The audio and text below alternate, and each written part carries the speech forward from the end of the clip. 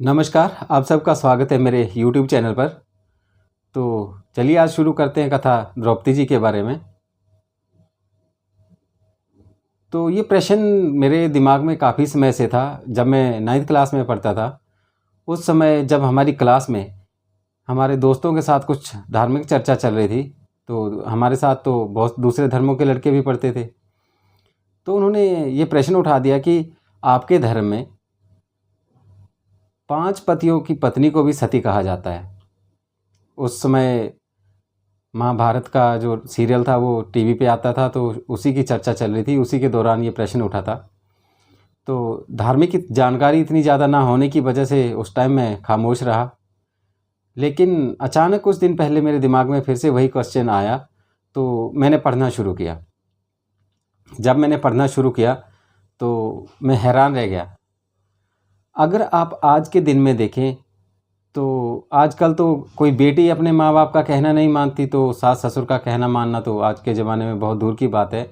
बहुत ही कम औरतें होती हैं ऐसी जो अपने सास ससुर की सेवा भी करती हैं और कहना भी मानती हैं। और द्रौपदी जी को देखिए, जिन्होंने अपनी सास के एक वचन के लिए, एक वचन निभाने के लिए अपनी पूरी ज़िंदगी 5 पुरुषों के नाम कर दी। तो ज़्यादा समय न लेते हुए शुरू करते हैं कथा। अगर आपको ये कथा अच्छी लगे तो कृपया मेरे चैनल को सब्सक्राइब कर लेना, वीडियो को लाइक करना और शेयर करना। ये कथा शुरू होती है जब लगभग द्वापर का अंत होने ही वाला था।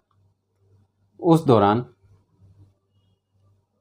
एक बहुत ही प्रतापी राजा हुए जिनका नाम द्रुपद था। तो द्रुपद और गुरु द्रोणाचार्य बचपन में गुरुकुल में इकट्ठे ही शिक्षा ग्रहण किया करते थे। तो जैसे जैसे समय बीतता गया वो बड़े हो गए और राजा द्रुपद ने अपने राज्य का कार्यभार संभाला। एक दिन सभा लगी हुई थी तो अचानक ही सभा के बीच में गुरु द्रोणाचार्य उपस्थित हुए और राजा द्रुपद को मित्र करके संबोधन किया। लेकिन जब द्रुपद ने देखा कि ये तो ब्राह्मण है और गुरु द्रोणाचार्य को भी ये लगा होगा कि शायद इन्होंने मुझे पहचाना नहीं, तो गुरु द्रोणाचार्य ने द्रुपद को याद दिलाया कि मित्र, हम बचपन में एक ही गुरुकुल में एक ही गुरु के द्वारा शिक्षा ग्रहण करते थे और हम बचपन में बहुत अच्छे सखा थे। तो उस समय द्रुपद के दिमाग में एक राजपाट चल रहा था। आजकल लोगों के पास थोड़ा सा धन इकट्ठा हो जाता है, 40-50 हज़ार, लाख, 2 लाख, तो उनका दिमाग खराब हो जाता है। वो तो फिर भी इतने बड़े राजा थे। उन्होंने द्रोणाचार्य से कह दिया कि मैं वो बचपन की बातें हैं उनको छोड़ दो। आज मैं एक चक्रवर्ती राजा हूँ, बहुत बड़ा राजा हूँ, मेरा बहुत बड़ा राज्य है, तो ब्राह्मणों से मेरी मित्रता कैसी? मैं तो एक राजा हूँ, राजा की मित्रता तो राजा के साथ ही होती है। अब भरी सभा में जब द्रुपद ने ये सारी बातें कही तो गुरु द्रोणाचार्य को ये बातें अच्छी नहीं लगी और खुद को बहुत अपमानित महसूस किया। अपमानित महसूस करने के बाद वो उस सभा से चले गए, लेकिन मन ही मन बहुत अपमानित हुए। जब वो वापस आए तो भीष्म पितामह की आग्रह पर उन्होंने पांडवों और कौरवों को गुरु शिक्षा या धनुर्विद्या सिखाना शुरू कर दी। समय बीतता गया, पांडव धनुर्विद्या में निपुण हो गए। तो जब सारी विद्याएं पूरी तरह से सीख गए तो गुरु द्रोणाचार्य ने पांडवों से कहा कि अगर आप गुरु दक्षिणा देना चाहते हो तो राजा द्रुपद को जीतकर मेरे सामने ले आओ, बंदी बनाकर। तो पांडव भी द्रोणाचार्य का मान रखना चाहते थे और उनको गुरु दक्षिणा देना चाहते थे। अर्जुन और भीम ने जाकर द्रुपद के राज्य पर आक्रमण कर दिया। आक्रमण करते ही उनके सभी मंत्रियों को हराकर, उनकी सेना को हराकर और द्रुपद को हराकर बंदी बनाकर वो गुरु द्रोणाचार्य के पास ले आए। तो जब बंदी बनकर आए थे तो द्रोणाचार्य ने देखा और कहा कि हे राजन, आप मेरे बचपन के सखा हैं और आज भी मैं आपका मित्र बनना चाहता हूँ, इसीलिए मैंने आपको बंदी बनाकर अपने पास बुलवाया है। एक मित्र की जो हैसियत होती है, उस हैसियत से मैं आपके पास उस दिन राज दरबार में भी आया था।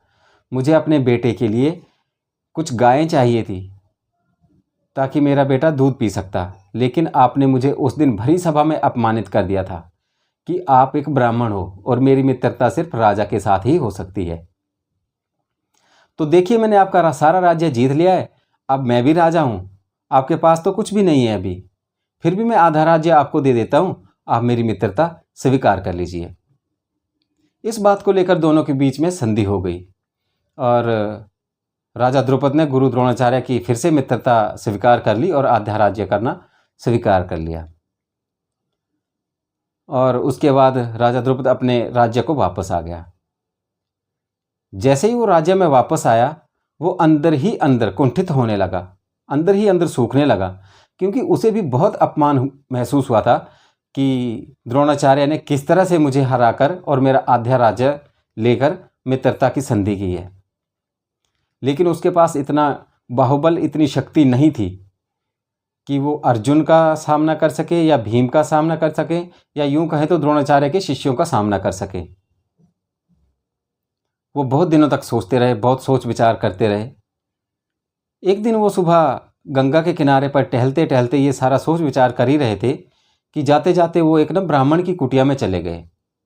वहाँ देखा तो काफ़ी सारे ब्राह्मण बैठे हुए हैं, सभी ब्राह्मण आपस में बातें कर रहे हैं, लेकिन दो ब्राह्मण बहुत ही शांत बैठे हुए हैं और उनका जो ऑरा होता है, उनका जो तेज होता है चेहरे का, वो बहुत तेजस्वियों की तरह लग रहा था।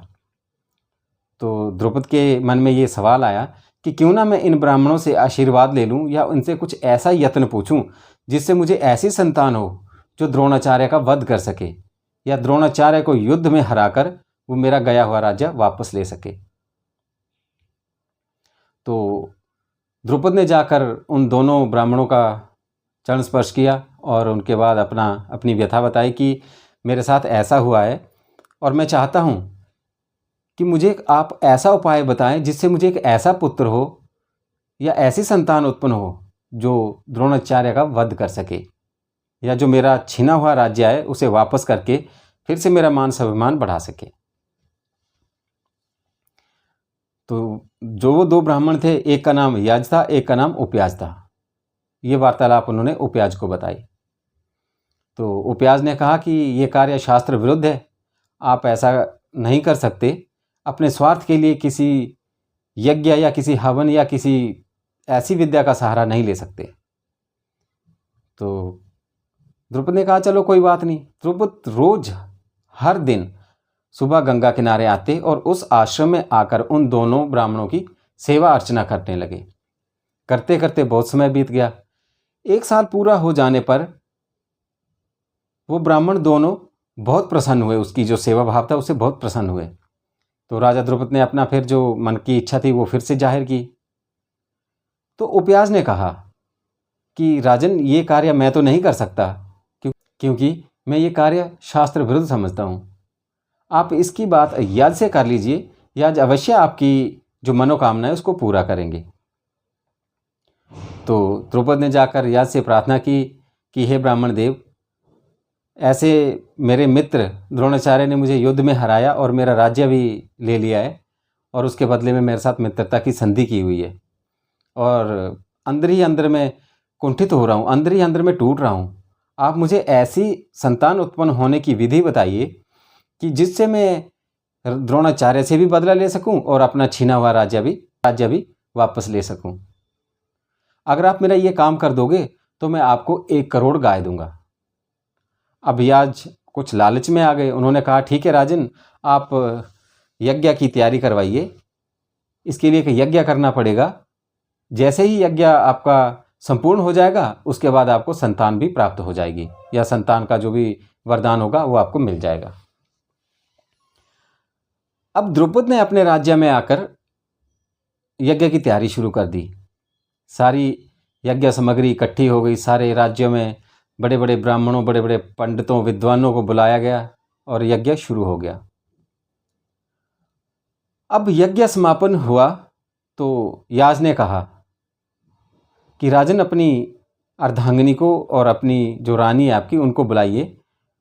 जो यज्ञ से प्रसादी है उसका उनको हम प्रसाद देंगे, उसके ग्रहण करने के बाद आपको संतान की प्राप्ति हो जाएगी। तो रानी को बुलाया गया। जब याज ने यज्ञ प्रसादी रानी को देनी चाहिए तो रानी ने कहा कि अभी मैं प्रसादी ग्रहण नहीं कर सकती, क्योंकि मेरे मुख पर अभी सुगंधित वस्तुएं लगी हुई हैं और सुगंधित वस्तुओं के साथ यज्ञ का प्रसाद पाना एक धर्म विरुद्ध है। मैं स्नान कर लेती हूँ, तब तक आप इंतज़ार करिए। याज ने कहा कि यह यज्ञ एक ऐसी विधि है, इंतज़ार नहीं हो सकता। इसीलिए याज ने उस यज्ञ कुंड में उस जो यज्ञ प्रसादी थी उसका आहुति दे दी।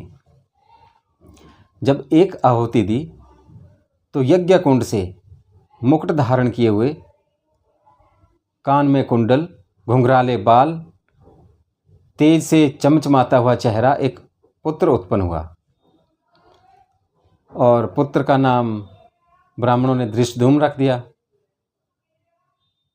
तेही कन्या से देही यज्ञ कुंड से एक बहुत सुंदर कन्या उत्पन्न हुई। ऐसी कन्या पृथ्वी पर या किसी भी भाग में देखी नहीं गई थी। मुख पर लाली छाई हुई, ओठ गुलाब की पंखड़ियों की तरह, बाल घुंघराले और सर्वांग सुंदरी कन्या उत्पन्न हुई। कन्या के उत्पन्न होते ही आकाश से आकाशवाणी होती है कि हे द्रुपद, ये कन्या कौरवों के विनाश का कारण बनेगी। और कन्या के उत्पन्न होते ही ब्राह्मणों और विद्वानों ने उनका नाम यज्ञसेनी रखा। आप लोग जानते ही होंगे कि द्रौपदी का नाम, द्रौपदी को यज्ञसेनी नाम से भी जाना जाता है, पंचाली के नाम से भी जाना जाता है। और द्रौपदी तो द्रुपद की पुत्री थी, इसीलिए द्रुपद की पुत्री होने के नाते द्रौपदी भी कहा जाने लगा। एक द्रौपदी का और नाम है, क्योंकि द्रौपदी थोड़े सांवले रंग की थी, इसलिए उसका नाम कृष्णा भी रखा गया था। तो चलिए बात आगे बताते हैं। जब यज्ञ से संतान उत्पन्न हो गई तो उतनी देर में रानी भी अपना स्नान करके वापस आ गई। जब रानी ने देखा कि मेरे अलावा ही यज्ञ कुंड से 2 संतानें उत्पन्न हो गई है, तो रानी ने ब्राह्मण देव से प्रार्थना की कि हे ब्राह्मण देव, आपसे मैं प्रार्थना करती हूँ कि ये दोनों बच्चे मुझे अपनी माता माने। तो ब्राह्मण ने कहा तथास्तु, ऐसा ही होगा। करते करते समय व्यतीत होता गया। तो एक समय ऐसा आया कि द्रुपद के मन में विचार आने लगा कि मेरी इतनी सुंदर कन्या है और इस तरीके से उत्पन्न हुई है कि धरती पर द्वापर युग में ऐसा कभी नहीं हुआ। तो अब उसको, द्रुपद को द्रौपदी की शादी की चिंता सताने लगी कि अब इसके योग्य वर कौन होगा। क्योंकि द्रुपद जानता था अर्जुन एक ऐसा योद्धा है, एक ऐसा शक्तिशाली है, सर्वसमर्थमान है कि वही द्रौपदी के योग्य है। हालांकि अर्जुन ने द्रुपद को युद्ध में हराया भी था, लेकिन द्रुपद के मन में अर्जुन के प्रति कोई द्वेष नहीं था, क्योंकि अर्जुन ने अपने गुरु की आज्ञा का पालन किया था।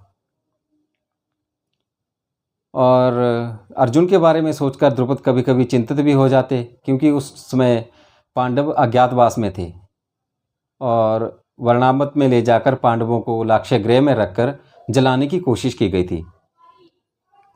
कुछ लोग तो द्रुपद को आके बता के जाते कि पांडव जलकर राख हो गए हैं, तो द्रुपद दुखी हो जाते। और कुछ लोग ये कह जाते कि नहीं, पांडव अभी जिंदा है, तो उनके मन में थोड़ी सी आशा की किरण जाग जाती कि चलो पांडव अभी जिंदा हैं, तो द्रौपदी का विवाह मैं अर्जुन से करवा दूंगा। ऐसे ही सोच विचार करते करते करते करते एक दिन द्रुपद के मन में विचार आया कि अगर पांडव मर गए होंगे तो भी मुझे अपनी कन्या के लिए कोई योग्य वर ढूंढना पड़ेगा। क्यों ना मैं एक ऐसा उपाय सोचूं जिससे कि या तो अर्जुन ही कर सके या तो फिर दूसरा कोई कर सके, तो वो मेरी बेटी के योग्य हो। इसलिए द्रुपद के मन में एक विचार आया कि मैं एक ऐसा स्वयंवर रखूँगा और ऐसी शर्तें रखूँगा कि जो उस स्वयंवर की शर्तों को पूरा कर सकेगा वही द्रौपदी को पत्नी रूप में ग्रहण करेगा।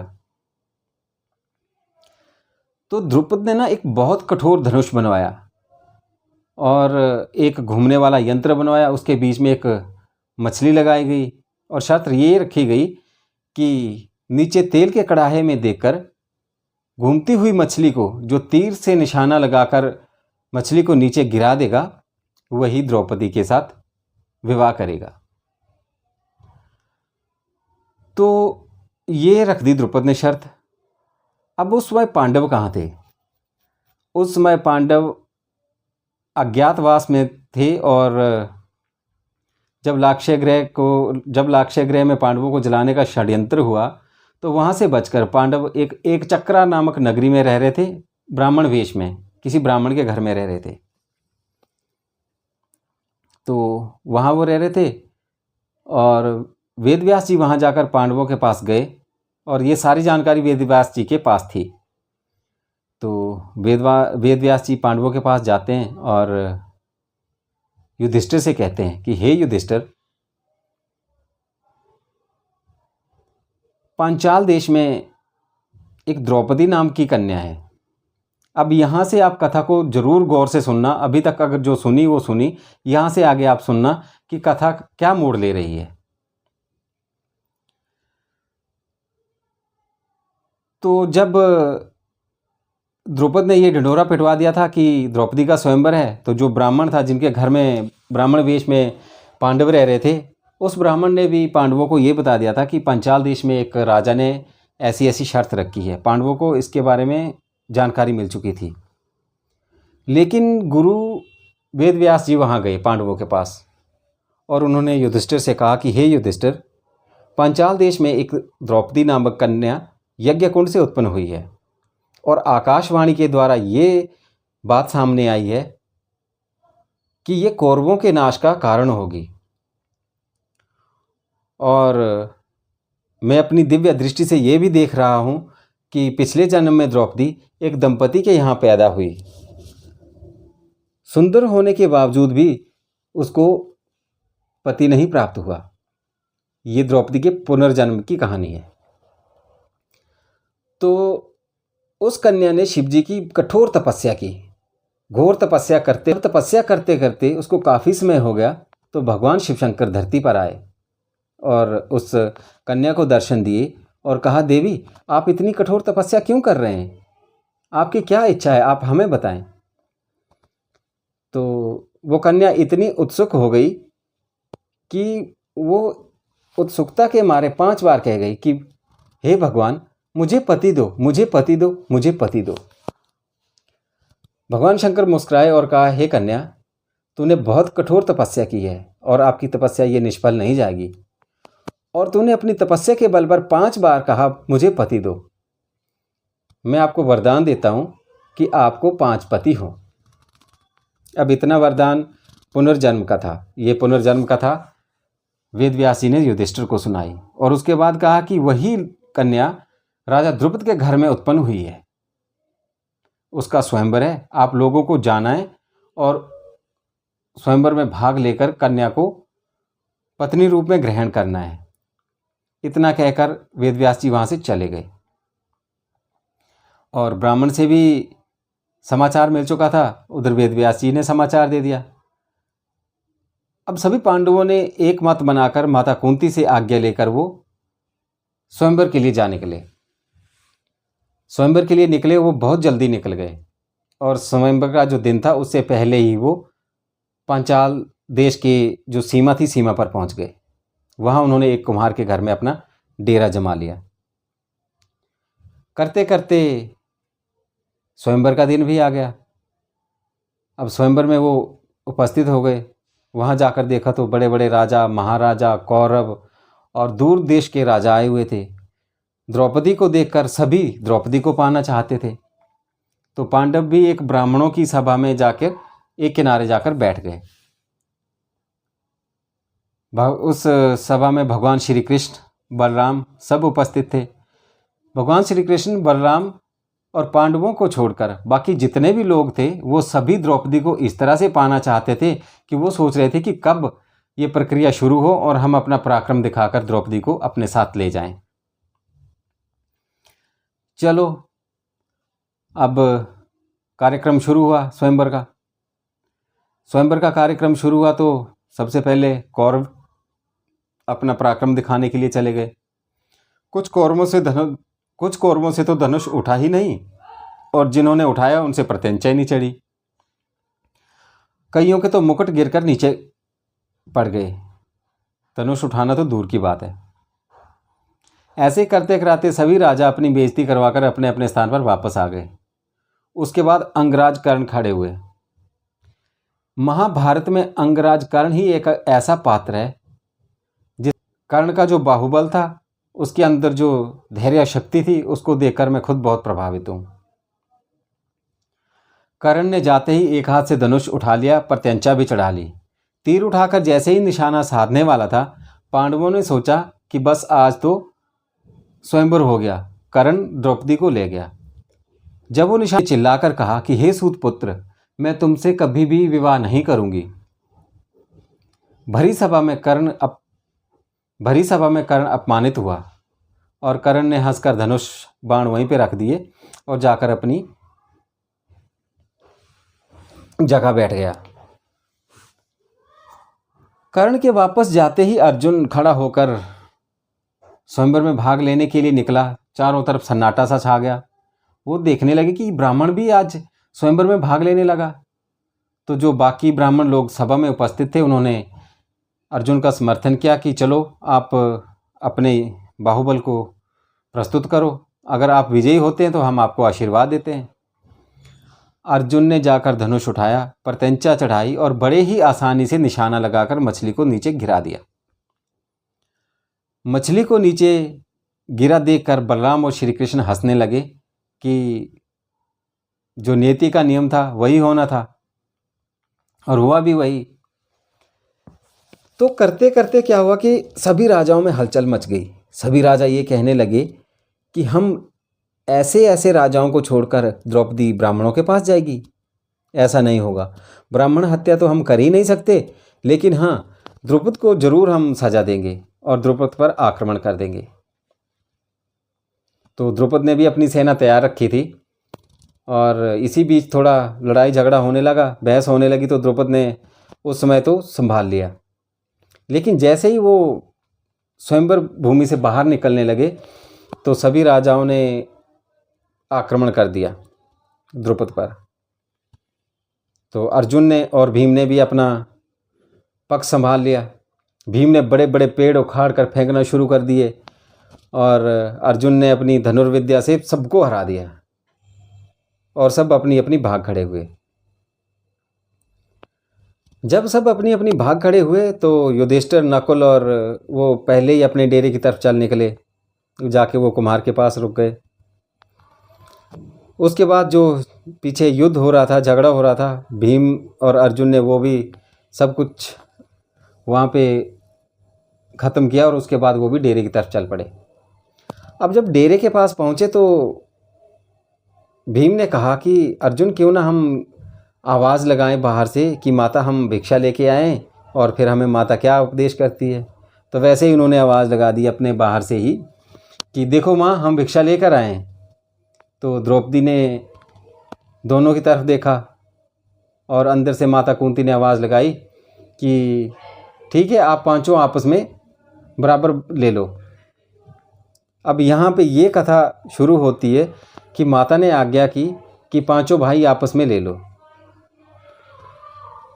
तो यहाँ पे ये कथा होती है कि क्योंकि कुंती भी कभी झूठ नहीं, माता कुंती ने कभी झूठ नहीं बोला था, वो भी एक सत्यवादी थी।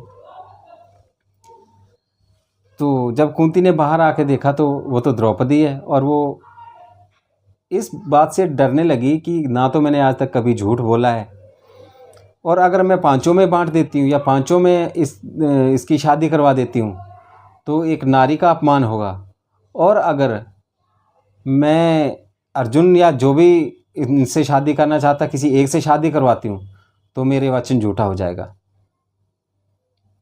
तो वो बहुत दुविधा में पड़ गई। तो थोड़ी देर के बाद माता कुंती द्रौपदी को साथ लेकर धर्मराज युधिष्ठिर के पास जा पहुंची और कहा, हे धर्मराज, आप धर्मज्ञ हैं, आप मेरी चिंता का निवारण करिए। अनजाने में मेरे से बहुत बड़ी भूल हो गई है। ये अर्जुन और भीमसेन द्रौपदी को लेके आए थे और इन्होंने आवाज़ लगाई थी कि हम भिक्षा ले आए हैं। तो मैंने कह दिया पांचों भाई आपस में ले लो। तो मुझे इस बात का निवारण चाहिए। तो धर्मराज युधिष्ठिर ने अर्जुन को कहा कि हे अर्जुन, तूने अपने बाहुबल, अपने पराक्रम से द्रौपदी को स्वयंवर में जीता है, इसलिए तुम इसके हकदार हो और इसके साथ शादी करो। तो अर्जुन ने कहा नहीं, ऐसा नहीं हो सकता, क्योंकि मेरे बड़े भाई अभी कुंवारे हैं, उनकी शादी नहीं हुई है, तो ये शादी मैं नहीं करूँगा। इस तरह से विचार करते करते युधिष्ठिर ने विचार किया कि अगर वेद व्यास की बात को माना जाए तो ये पहले से ही निर्धारित था कि ये पांचों पांडवों की पत्नी होगी। और अगर हम दूसरी दृष्टि से देखें कि भाइयों में कोई मतभेद ना हो, तो मतभेद भी कोई नहीं है। तो इस तरह से विचार करने पर द्रौपदी की जो शादी थी वो पांचों से होनी तय हुई और बलराम और श्री कृष्ण भी वहाँ पहुँचे। अब बलराम और श्री कृष्ण वहाँ पहुँचकर इनकी शादी के बारे में उन्होंने क्या कहा, ये जानकारी आपको अगली वीडियो में दूंगा। मुझे कमेंट करके बताना ये कथा कैसी लगी, और अगला भाग अगर आप चाहते कि मैं लेकर आऊँ तो कृपया ज़रूर कमेंट करके बताएं, ताकि मैं आपके लिए अगला भाग लेकर आऊँ। जय श्री कृष्ण।